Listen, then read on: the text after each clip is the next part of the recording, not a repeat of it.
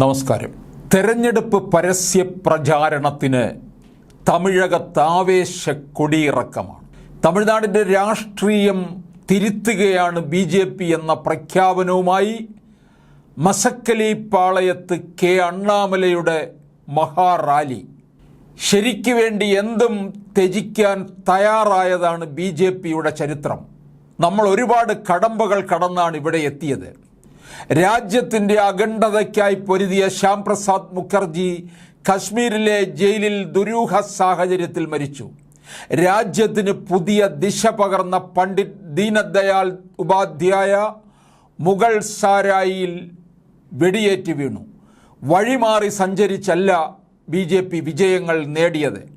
2 MPമാരിൽ തുടങ്ങി 2014 283 MPമാരുമായി അധികാരത്തിലെത്തും വരെ തുടർന്ന പോരാട്ടമാണിപ്പോൾ സഫലമാകുന്നത്. വരുന്ന 50 കൊല്ലം നരേന്ദ്രമോദിയുടെ രാഷ്ട്രീയം ലോകം ഭരിക്കും. അപരിഹാര്യമെന്ന് പലരും വിധിച്ചതെല്ലാം മോദി നടപ്പാക്കി. ഈ തെരഞ്ഞെടുപ്പ് മോദിക്കൊപ്പം ചേരാനുള്ള തമിഴകത്തിൻ്റെ വിധിയെഴുത്താണ് എന്നാണ് അണ്ണാമലൈ മഹാറാലിയെ അഭിസംബോധന ചെയ്ത് പറഞ്ഞത്. 2014 മോദി പ്രധാനമന്ത്രിയായി അധികാരമേറ്റപ്പോൾ രാജ്യത്തെ 18,000 ഗ്രാമങ്ങളിൽ വൈദ്യുതി ഇല്ലായിരുന്നു. 1000 ദിവസത്തിനകം എല്ലാ ഗ്രാമങ്ങളിലും വൈദ്യുതി എത്തിക്കുമെന്ന് അദ്ദേഹം പറഞ്ഞു. 882-ാം ദിവസം മിസോറാമിലെ അവസാന ഗ്രാമത്തിലേക്കും വൈദ്യുതി എത്തിയെന്നതാണ് ചരിത്രം. 2019 295 വാഗ്ദാനങ്ങൾ പ്രകടന പത്രികയിൽ അവതരിപ്പിച്ചു.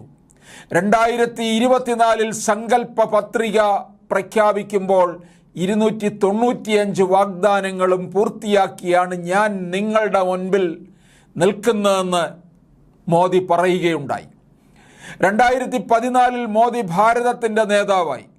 2024 ലോകം അദ്ദേഹത്തെ നേതാവെന്ന് വിളിക്കും എന്നാണ് അണ്ണാമലൈ പറയുന്നത്. മോദി സർക്കാർ വാഗ്ദാനങ്ങൾ പാലിച്ചില്ലെന്ന് തെളിയിച്ചാൽ ഞാൻ രാഷ്ട്രീയം ഉപേക്ഷിക്കാമെന്ന് DMK വെല്ലുവിളിച്ചതാണ്. പക്ഷേ ഇതുവരെ ആരും വന്നിട്ടില്ല. അവർക്ക് മോദിയെ ഭയമാണ്.